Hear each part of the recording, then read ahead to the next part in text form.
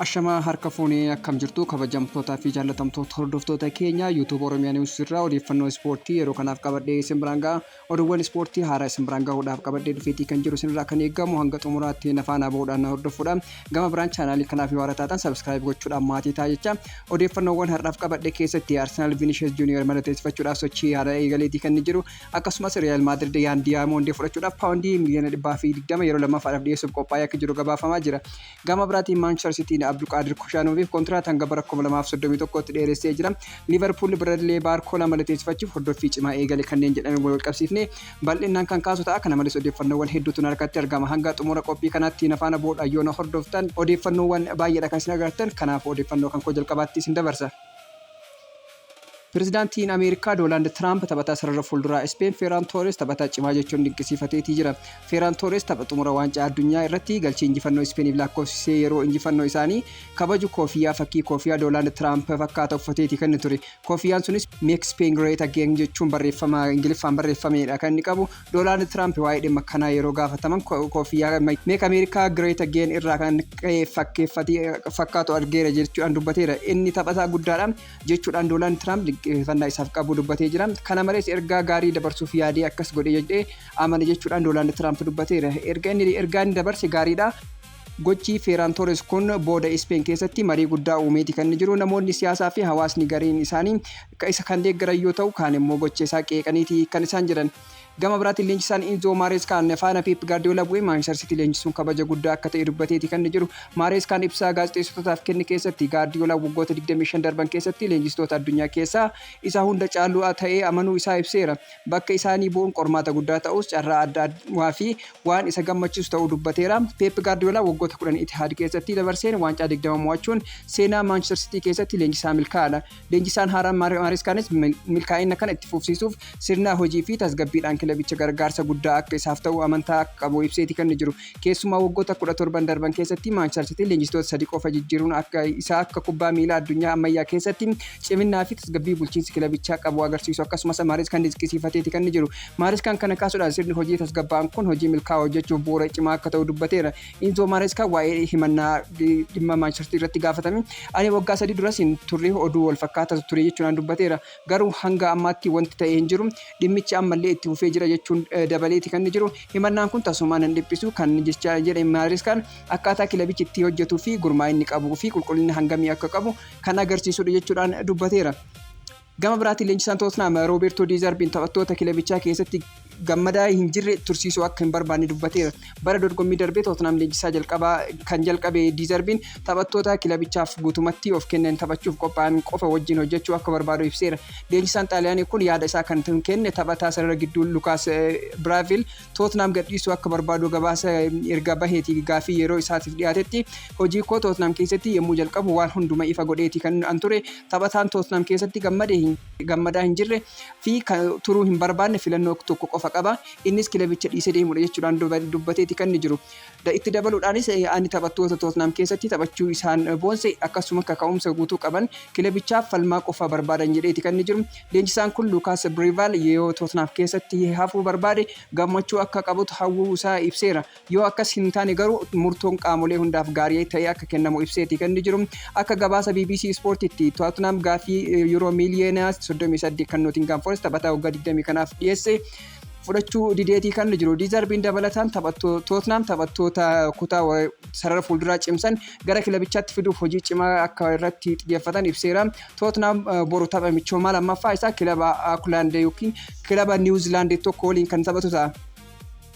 Gama biraatiin Liverpool gabaa jijjiirraa kanaanii akkam jira kan jedhu kan ilaalu. Liverpool taphattoota hedduu gadhiisus jijjiirraa gabaa kana amma ganna gaggeeffamu kanarratti xiyyeeffannaan hojjetaa jiru yookiin si'aayinaan hojjetaa jiru.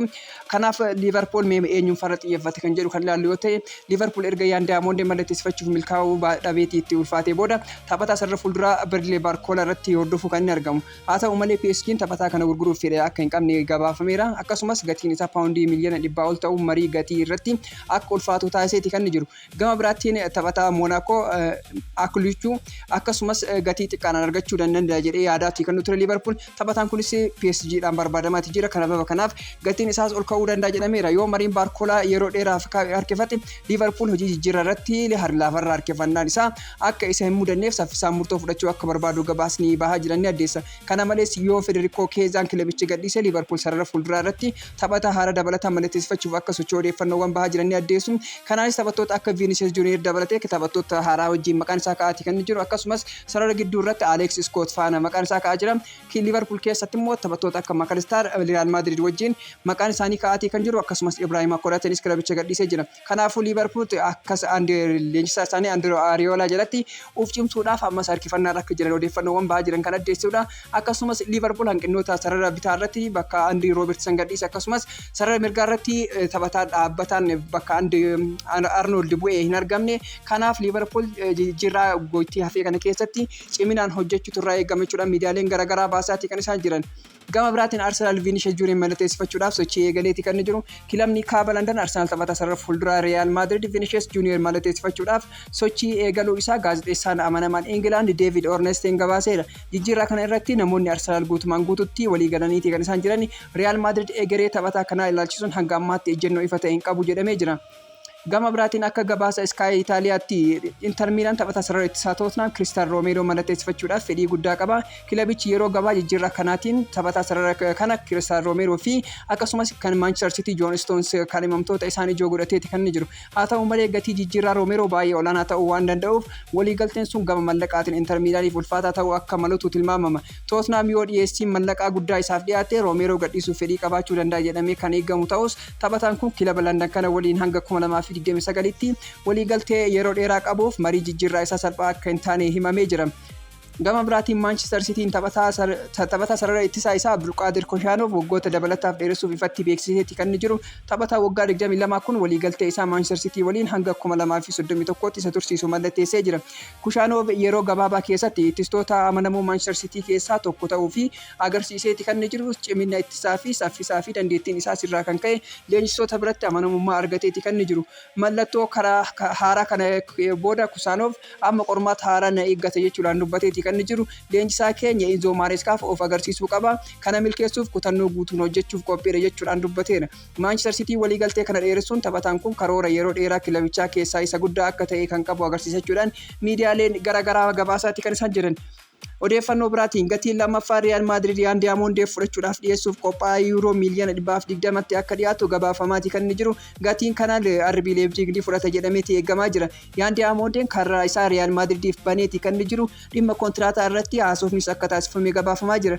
Real Madrid gaafii jalqabaa kufaa ergatti jalaa ta'ee booda gaafii haara dhiyeessuudhaaf qophaa'aa akka jiru himameeti kan jiru. PSG dhimma dhuunfaa taphataa kana waliin marii taasisaa turus RB Leipzig waliin marii taasisanii jiru. Akkasumas Liverpool gaafii isaa paawundii miliyoona 100 dhiyeessee kufaa jalaa ta'uun isaa kan yaadatamudha. Akkasumas Manchester City fi Arsenalis taphataa kan haala isaatti dhiyeenyaan hordofaa akka jiran miidiyaaleen garaagaraa ibsaatii kan isaan jiran.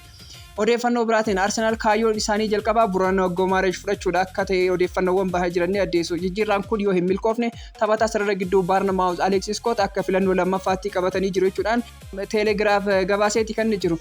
Arsenal fi Hamburg jijjiirraa Fabio Beeraa irratti marii taasisaa jiru.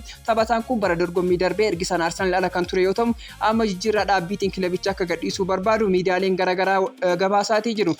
Gama biraatiin Real Madrid irra deddeebiidhaan Rodri wajjin maqaan isaa ka'aati kan inni ture. Kanaan wal qabatee amma walumaa galatti kilabichi Rodri wajjin waliigaltee isaa erga goolabee booda gaafii Manchester City'dhaaf dhiyeessuudhaaf qophaa'ee akka jiru ifoomseeti kan inni jiru.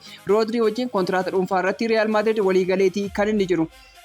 Odeeffannoo biraatiin Manchester United sarara jidduu isaa cimsuudhaaf hojjechaatii kan inni jiru. Taphattoota garaagaraa wajjinlee maqaan kilabichaa kana ka'aatii kan inni jiru. Taphattoota lama keessattuu Yuri Telemans Aston Villa irraa akkasumas Santos Chelsea irraa erga fideetii booda taphataa sadaffaa gara kilabichaatti ni fida jedhameetii eegamaa kan jiru. Kanaanis taphataa Roomaa akkasumas Manu Kone kan Brighton and Hove Albion Carlos Balebaan xiyyeeffannoo kilabichaa jalqabaati. Akkasumas Aurel Tchouameni Real Madrid irraa xiyyeeffannoo kilabichaati. Kanaaf Real Madrid taphataa kana gatii gaarii yoo argate gadhiisa jedhameeti eegamaa kan jiru. Manchester United illee taphataa kana fiduudhaaf irra deddeebiidhaan hojjechaatii kan inni jiru. Kanaaf kilabichi yeroo dhiyootti taphataa kana ni mallatteessa jedhamee eegamaati kan inni jiru. Kana ta'uu baannaan Manu Konee fi akkasumas Carlos Baleba keessa taphattoota sarara ittisaa jidduu ta'an ni fida jedhameeti eegamaa kan jiru. Kana malees Maguire kilabicha gadhiisuu danda'a jedhamee eegamaa jira. Bakka isaa buusuudhaaf immoo taphattoota garaagaraa kilabichi kaasaatii kan jiru. Kanaan alatti kilaboota Ingiliiz keessaa lammaffaadhaan kan xumure Manchester Cityin taphataa jidduu isaa Edo Rodriin gadhiisuu taphattoota garaagaraa walaalaa akka jiru gabaafamaati kan jiru. Odeeffannoo bahaa jiraniin taphataan Morocco fi Lille Ayyub Waadii dabalatee taphattoota akka Kamavinga fa'aarratti xiyyeeffannoo kennee hordofaatii kan inni jiru. Kanaan alatti odeeffannoowwan garaagaraa akka bahaa jiranitti kallattiidhaan Ayyub Waadii wajjin erga walii galanii turaniiti kan isaan jiran. Garuu gaafii isaanii jalqabaa Euro miliyoona 80 Lilleef dhiyeessuudhaaf qophaa'aa akka jiran gabaafamaati kan inni jiru. Dhiyeenyatti kilaboonni lama walii galtee irra gahuu danda'u odeeffannoowwan jedhu kan jirudha.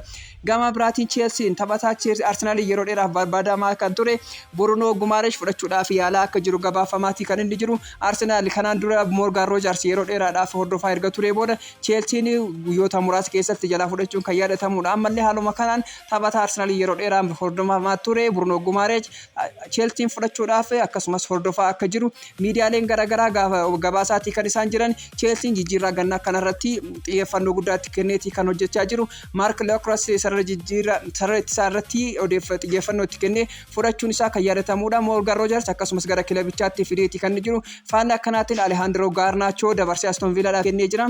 Akkasumas Marc Cucurella Real Madridiif dabarsee kennee jira. Chelsea gurgurtaa gannaa kanarratti kilaboota xiyyeeffannoo itti kennanii si'aaminaan hirmaataa jiran keessaa adda dureedha. Gama biraatiin Tottenham illee taphattoota dabalataa gara kilabichaatti fiduu barbaada jedhameeti kan jiru.